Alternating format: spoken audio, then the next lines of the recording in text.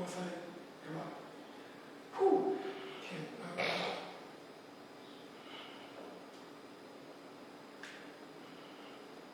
We are slaves to temptation. Oh, by the way, it's called slaves to temptation.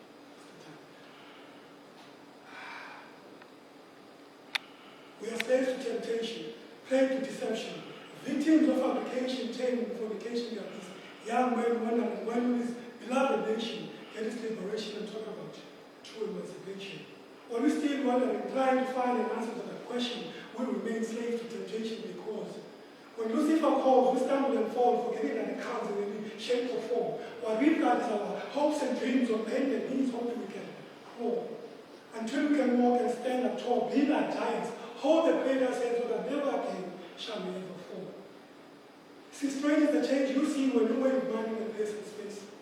All thoughts and all reasoning goes on vacation to a faraway distant place.